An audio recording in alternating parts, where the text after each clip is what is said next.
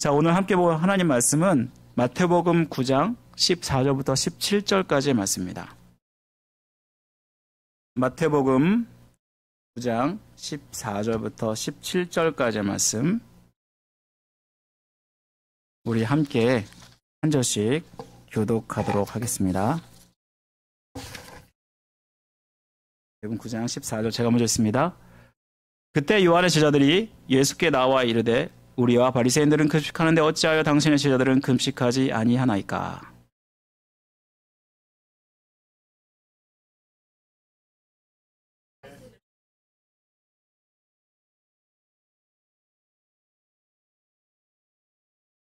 생배 조각을 낡은 옷에 붙이는 자가 없나니 이는 기운 것이 그 옷을 당겨 헤어짐이 더하게 됨이요.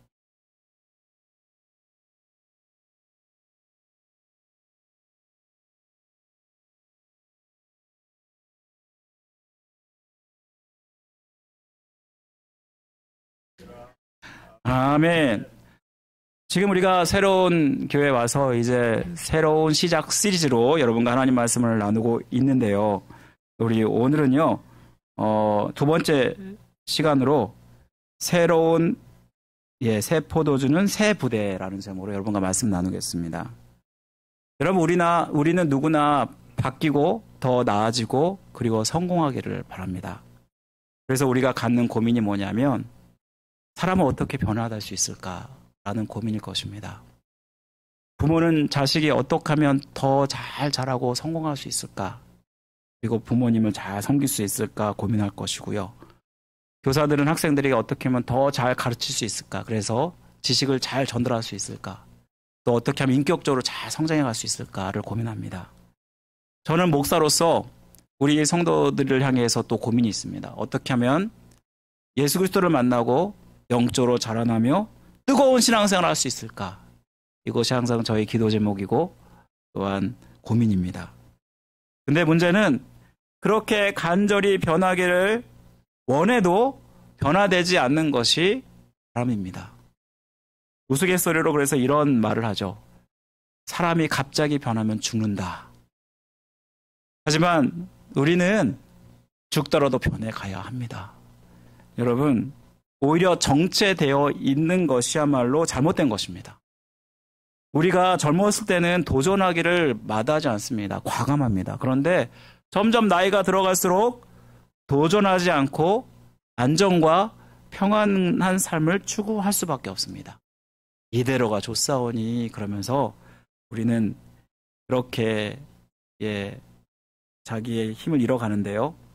심리학자들의 말하는 우악의 나이가 드는 법이라는 책이 있습니다. 그 책에 보면은요, 젊어서부터 이런 태도를 가진 사람, 그리고 바뀌지 않아도 좋다, 무언가 하기 귀찮다, 그러면서 계속해서 나이가 들어도 이렇게 살아가는 사람, 중증 치매 위험이 평균보다 훨씬 높다라는 그러한 조사 결과를 보았습니다.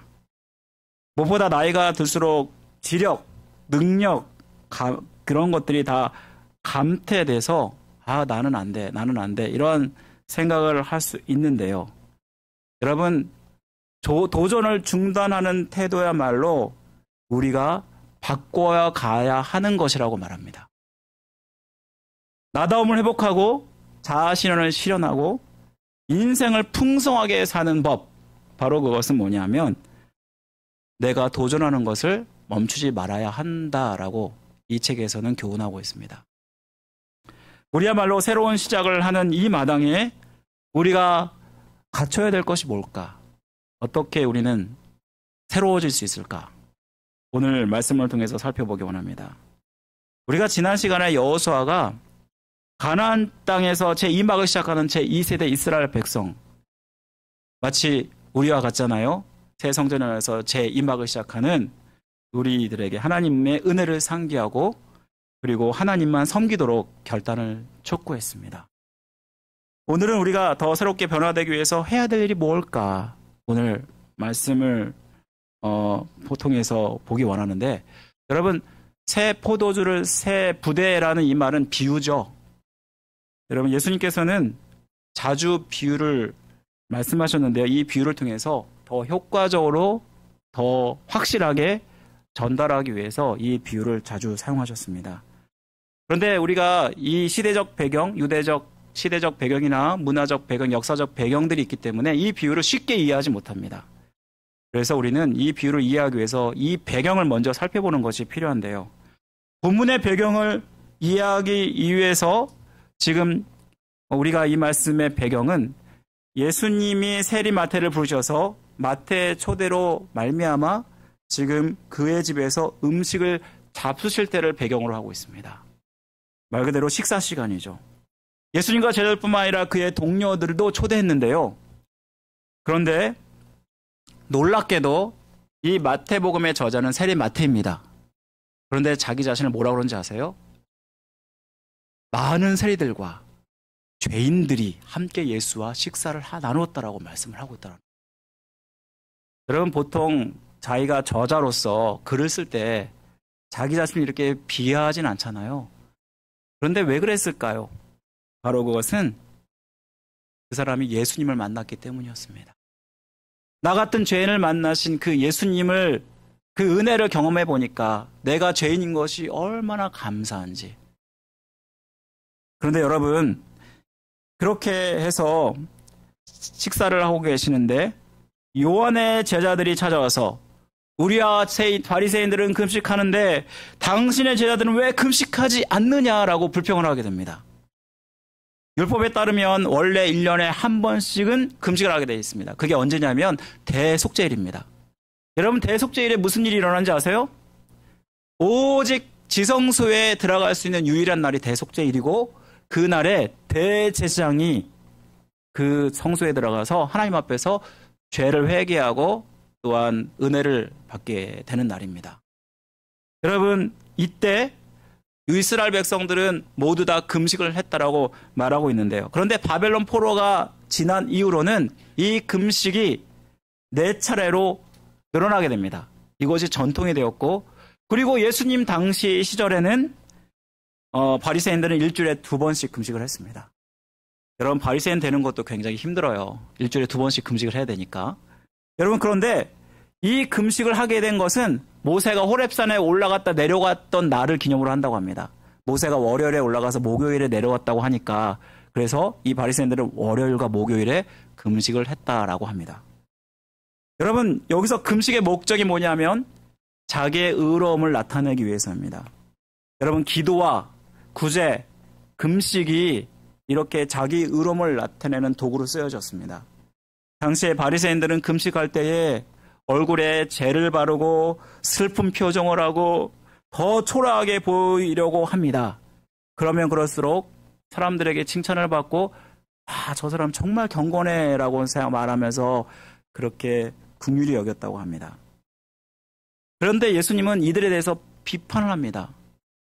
마태복음 6장 16절 18절 말씀에 보시면은 이런 말씀이 나옵니다. 금식할 때에 너희는 외식하는 자들과 같이 슬픈 기색을 보이지 말라. 그들은 금식하는 것을 사람에게 보이려고 얼굴을 흉하게 하느니라. 너는 금식할 때 머리에 기름을 바르고 얼굴을 씻으라. 이는 금식하는 자로 사람에게 보이지 않고 오직 은밀한 중에 계신 내 아버지께 보이게 하려 함이며 은밀한 중에 모시는 내 아버지께서 갚으시리라. 유대사회의 금식의 습관에 따라서 요한의 제자들도 동참을 했습니다. 그런데 왜 요한의 제자들이 동참했을까? 예수님을 예비했던 그 경건했던 그 사람, 그들의 제자들이 왜 동참했을까요?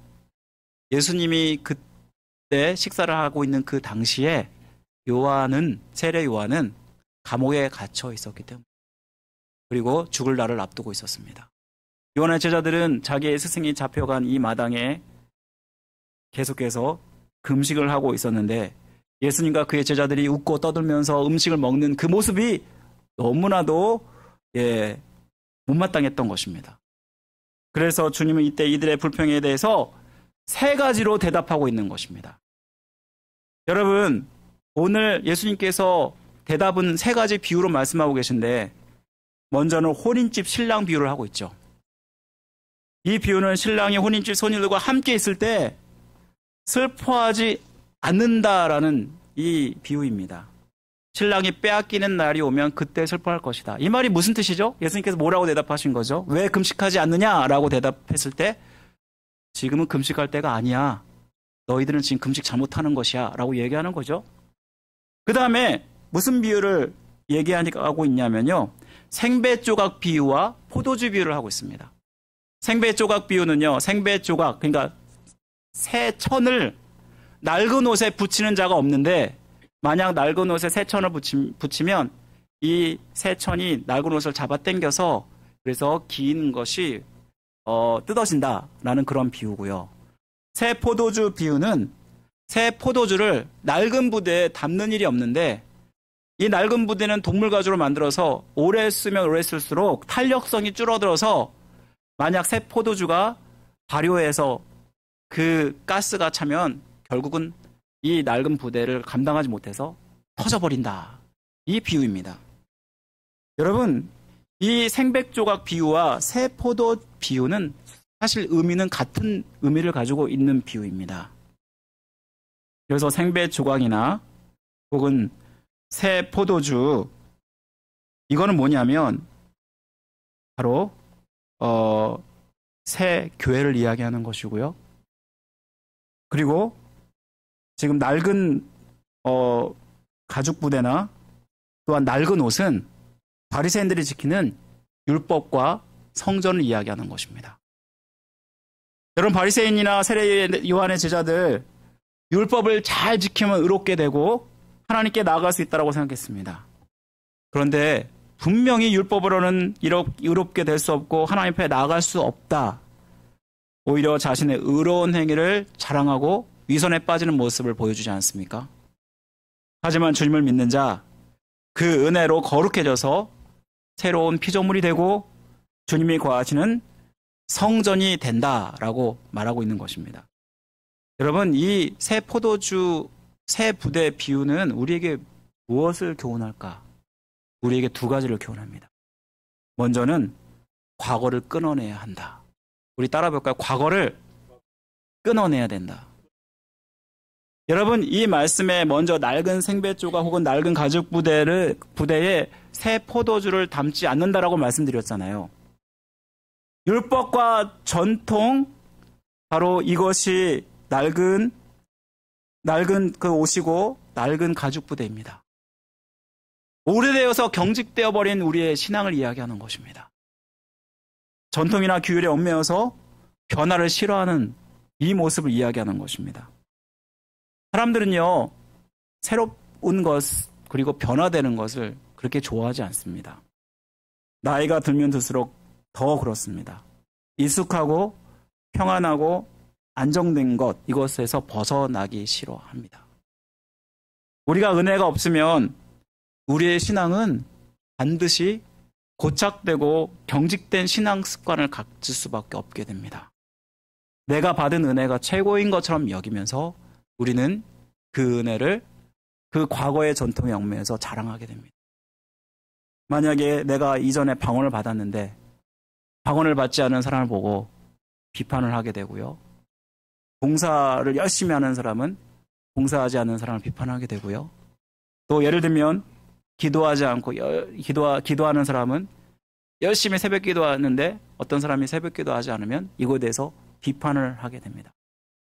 여러분, 비판한다는 것이 무슨 뜻이냐면요. 내가 지금 은혜가 떨어졌다라는 의미를 가지고 있습니다. 내가 은혜가 넘치면요. 비판하지 못합니다. 어떤 목사님께서 이런 이야기를 하셨어요. 신앙은 좁은 것이 아니라 바다같이 넓다라고 이야기했어요. 이건 뭘 얘기하냐면요. 어떠한 사람도 다 받아들일 수 있는 신앙의 모습을 이야기하는 것입니다. 그래서 겸손하게 자기 자신을 그렇게 돌아보면서 그렇게 변화되어 가는 사람을 이야기하는 것입니다. 여러분, 우리가 앞으로 나아가기 위해서는요. 그리고 변화되기 위해서는 과거의 일을 끊어내버리는 게 되게 중요합니다. 혹시 사마리아 여인 여러분 아시죠? 이 사마리아 여인이 주님을 만났을 때 주님이 그녀의 치부를 드러냅니다. 그녀가 자그마치 남편이 몇 명 있었다고 말씀하고 있냐면 5명이나 있었는데 사실 그 사람도 남편이 아니다라고 그렇게 얘기를 합니다. 이 이야기는 그녀만이 알고 있는 치부입니다. 그런데 이 말은 뭘 얘기하냐면 그녀가 나름대로 자기의 만족을 찾아서 남자들과 동거를 했지만 조금만 불편한 일이 생기고 불만이 생기면 그거에 대한 해결책으로 헤어지는 것을 했다라는 것을 말해줍니다. 그렇게 하다 보니까 한 사람이 두 사람 되고 두 사람이 세 사람 되고 세 사람이 다섯 사람 된 것을 이야기하는 것이 아닙니까?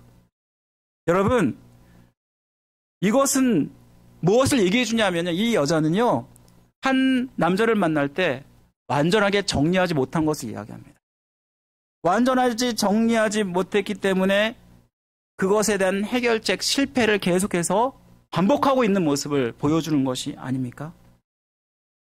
여러분, 우리는 앞으로 나아가기 위해서 마찬가지로 과거의 실패를 반복하지 않아야 되는데요.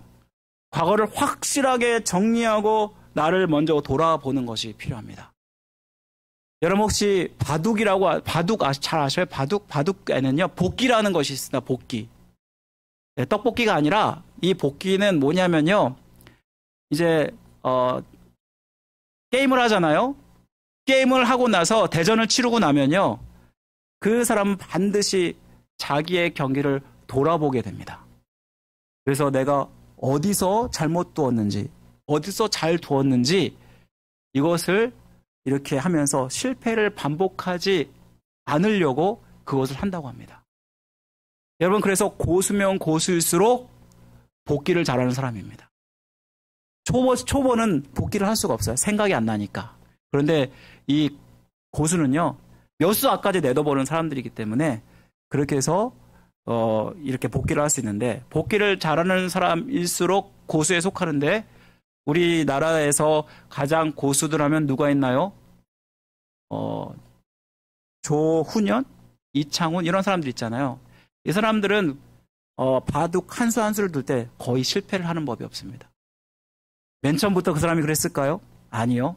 계속해서 그 사람은 바둑을 둘 때마다 끊임없이 복기를 했기 때문에 이렇게 가능하게 된 것이 아니겠습니까? 우리도 마찬가지입니다. 우리가 과거의 것을 완전히 끊어내기 위해서, 그리고 완전히 정리하기 위해서 복기가 필요한 것입니다. 더 앞으로 잘 나가기 위해서 우리는 과거의 것을 잘 끊어내는 것이 필요한데요. 여러분 혹시 웨슬리를 아십니까?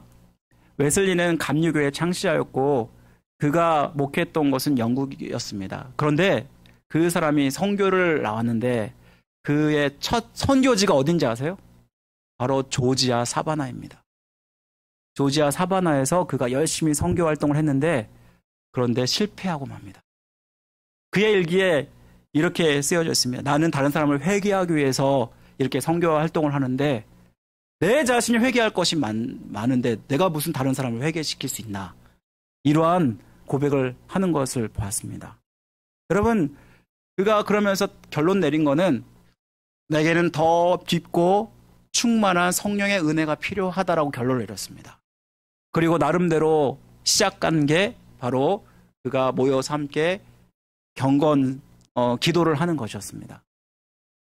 그것이 이제 점점 늘어나서 붕하게 되었고, 나중에 이제 배를 타고 가다가 모라비안 성도들이 찬양하는 모습을 보면서 와, 저 사람들이 성령 충만해서 저렇게 하는구나 하면서 그도 성령 충만하여서 그 은혜를 받게 됩니다. 여러분, 그 이후로 무슨 일이 일어나는 줄 아세요? 그가 위대하게 온 세상 사람들을 구원으로 인도하는 그러한 위대한 신학자, 위대한 목회자가 되었다는 것입니다. 여러분, 이것이 우리에게 무엇을 얘기해 주냐면요. 우리가 앞으로 나아가기 위해서 우리는 과거의 영광, 과거의 것에 집착해서는 안 된다는 것을 말합니다. 우리 교회가 이제 새로운 교회로 왔잖아요. 새로운 교회에 왔는데 사실 처음에 와서 여러분, 이전의 교회는 넓었는데, 이전의 교회는 컸는데 하면서 어쩌면 과거에 그렇게 돌아볼지도 모르겠습니다. 여러분, 그런데 과거는 과거입니다. 여러분, 그거에 대해서 더 이상 이제는 우리가 생각하지 마시고 우리가 그런 모든 것들을 끌어내시고 그리고 이젠 앞으로 나아가시면 좋겠습니다. 여러분들이 이 교회를 통해서 하나님이 무슨 일을 하실까? 오히려 이를 기대하면서 우리가 나아가야 되지 않을까 생각합니다. 여러분, 그러면 두 번째로 오늘 말씀에서 또한 이야기하는 것은 뭐냐면요. 마음을 새롭게 해야 된다라는 것입니다. 우리 다 같이 따라 볼까요? 마음을 새롭게 하라. 여러분, 오늘 본문에 보면은 새 포도주를 새 부대에 담는다 그랬는데, 제가 방금 말씀드린 대로 새 부대는 뭐라고 말씀드렸죠? 새 포도주는 뭐죠? 새 포도주, 새 부대는 방금 교회라고 말씀을 드렸습니다. 새 부대가 주님의 몸된 성전이고, 그리고 각 성도는 또한 성전이 되지 않습니까? 여러분, 이 성전에 새 포도주가 부어질 수 있습니다. 이 새 포도주는 뭐냐면 성령을 이야기하는 것입니다. 여러분, 우리 교회가 새 부대가 되어서 성령의 충만한 교회가 돼야 한다는 것을 우리에게 말씀해 주는데요. 이를 위해서 우리가 해야 될 일이 있습니다. 바로 그것은 우리가 새 사람을 입는 것입니다. 우리 함께 고린도 에베소서 4장 17절 말씀 한번 볼까요? 우리 앞에 지금 나오는데 한번 다 같이 한번 이 말씀 다음에 에베소서 말씀입니다. 다 같이 한번 읽어보겠습니다. 다 같이 시작.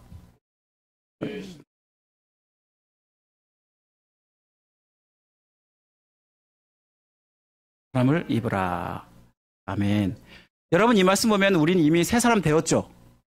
예수님 믿음으로 말미암아 옛사람은 이미 끊어버리고 이제는 주님의 의로운 피로 십자가의 보혈로 우리가 새 사람을 입었다라고 말씀하고 있습니다. 그런데도 불구하고 지금 이 말씀 보면은 새 사람을 입으라라는 명령형이 되어 있다라는 것입니다. 이거는 무엇을 얘기하냐면요, 우리가 예수 그리스도의 은혜로 말미암아 새 사람을 입었지만 또한 우리가 해야 될 일이 있다.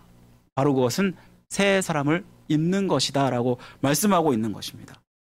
여러분, 새 사람을 입는다, 이게 무엇을 얘기하냐면요, 우리가 새 부대가 되는 것을 이야기하는 것입니다. 여러분, 우리가 예수를 믿어서 새 부대가 되었지만 여전히 우리의 연약함, 우리의 죄악성으로 말미암아 우리가 계속해서 변해가야 합니다.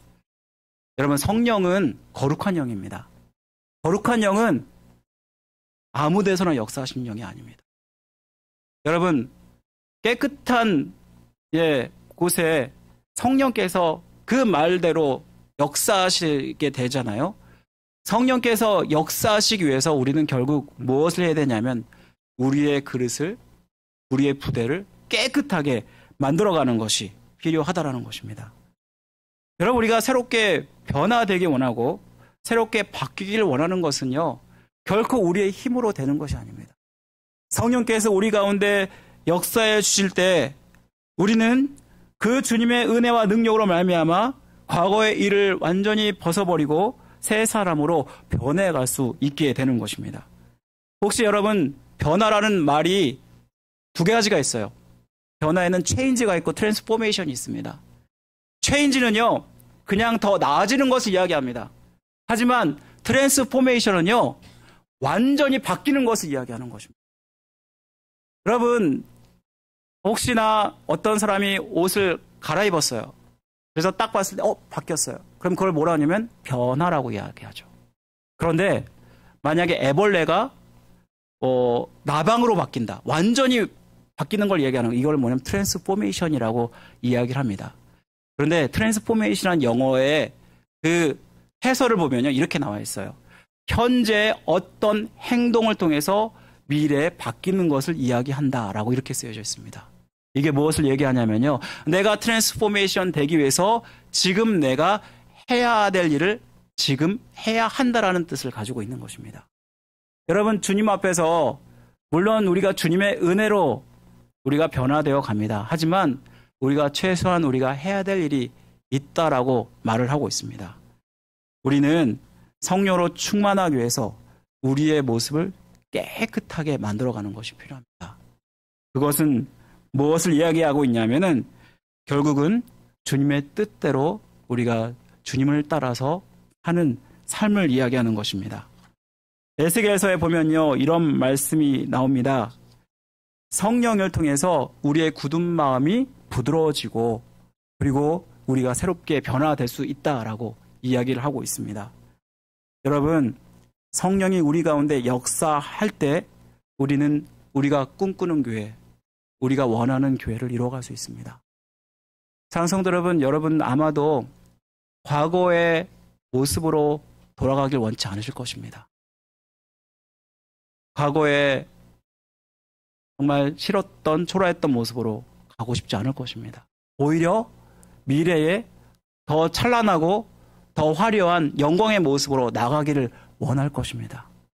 그러면 이것은 결국 예수 그리스도 성령을 통해서 이루어지는 일인데요. 그런데 성령으로 우리의 성전이 충만해질 때 이 일은 가능해진다라고 이야기합니다. 그런데 이를 위해서 우리가 해야 될 일이 있다라고 말하는 것입니다. 바로 그것은 성령이 강력하게 역사할 수 있도록 우리가 우리 자신들을 하나님의 뜻대로 그렇게 거룩하게 만들어가는 것입니다. 사랑하는 성도 여러분, 하나님께서 우리 가운데 역사하시면 불가능한 것이 없고요. 우리가 정말 원하고 바라는 영적 부흥이 일어날 수 있게 됩니다. 여러분, 이를 위해서 우리는 우리의 마음을 새롭게 하고 또 우리를 새롭게 변화시키는 것이 필요하다라는 것입니다. 사랑하는 성도 여러분, 존 스토트 목사님이 이러한 말을 했습니다. 그분은요, 복음주의와 영성의 대가였는데 우리가 어떻게 그리스도인처럼 살 수 있을까? 거룩한 길을 우리가 주님처럼 살려고 발버둥 치는 것이 아니라 성령을 통해서 유일한 예수 그리스도가 우리 마음 가운데 오셔서 성령의 조명을 통해 그분의 영광이 드러날 뿐만 아니라 성령의 내주하신 능력을 통해 우리가 변화될 수 있다라고 이렇게 이야기를 했습니다. 사랑하는 성도 여러분, 우리가 지금 이제 부흥을 꿈꾸면서 저는 여러분들이 성령 충만하여서 신앙의 어른이 되기 원합니다. 여러분, 어른이 되었는데도 어린애 같은 그런 모습으로 우리가 산다면 그보다 추한 모습이 없겠죠. 어린이들은 어떤 어른들의 도움이 없이는 살 수가 없습니다. 예를 들면 기저귀도 갈아줘야 되고 밥도 먹여줘야 되고, 그런데 이것이 어른이 되어서도 똑같이 그런 모습으로 있다면 그러면 이보다 추한 모습이 어디 있겠습니까? 여러분, 우리가 어른이 된다는 것은 결국 성령으로 충만해지는 것을 이야기하는 것이고 우리 안에 하나님과 동행하는 기쁨으로 가득하는 것을 이야기하는 것입니다. 저는 우리 교회가 하나님의 뜻대로, 하나님의 원대로 주님 앞에 온전히 주님의 뜻대로 삶으로 말미암아 그렇게 새 부대를 잘 준비하여서 주님이 부어주시는 그 성령의 충만한 능력을 경험함으로 우리 교회가 새롭게 나아가기를 원합니다. 저는 우리 교회 꿈을 꿉니다. 우리 교회 지금 이전과 달리 앞으로 나아가기 원하고 주님께서 원하시고 기뻐하신 교회를 세워가기 원하는데, 저는 그것이 바로 우리 교회가 전도의 일에 힘쓰고 또 복음의 일에 힘쓰는 교회가 아닌가 생각하게 됩니다. 여러분, 오늘 말씀에 새 포도주와 새 부대 이야기를 한 그 목적이 사실 무엇일까요?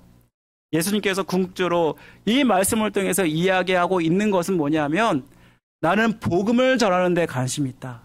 여전히 죄로 인해서 죽어가는 그 영혼들에게 하나님의 복음을 전하고 싶다라는 주님의 메시지가 담겨 있는 것입니다. 이 말은 결국 하나님께서 새 부대, 새 포도주를 부어주시는 그 큰 역사는 우리 교회가 하나님의 그 복음의 사역을 온전히 감당할 때, 주님의 마음으로 감당할 때 주님께서 세워가시는 복된 교회가 될 줄 믿습니다. 우리 성도들 열심히 하나님 앞에서 사시고 이로 말미암아 주님의 그 은혜로 성령 충만하여서 하루하루 승리하시는 그런 축복이 있기를 주님의 이름으로 간절히 축원드립니다. 우리 함께 다 같이 찬양 드릴게요. 우리 다 같이 일어나실까요?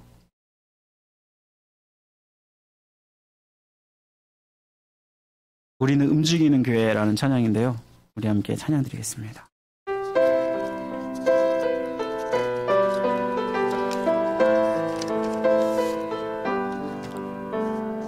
우리는 주의 움직이는 교회, 이곳 이곳은 주님을 위한 자리. 내가 기도하는 모든 땅 위에서 하나님 예배받을 그날을 고대하네. 우리는 움직이는 교회, 우리는 주의 움직이는 교회. 이곳은 주님을 위한 자리. 내가 기도하는 모든 땅 위에서 하나님 예배받을 그날을 고대하네. 나의 노래로 주님의 성전을 지으리. 높임을 받으소서. 이스라엘의 찬송 중 거하신 주님은 거룩하십니다. 두 손 들어 주님의 보좌를 만들고 온 맘 다해 경배하리. 그 무릎 넓이 사이에 임하신 것처럼 내 위에 임하소서. 하나님, 우리가 이곳에 섰으니 이 땅을 치유하소서. 하나님, 우리가 어디에 있든지 주를 높이리다.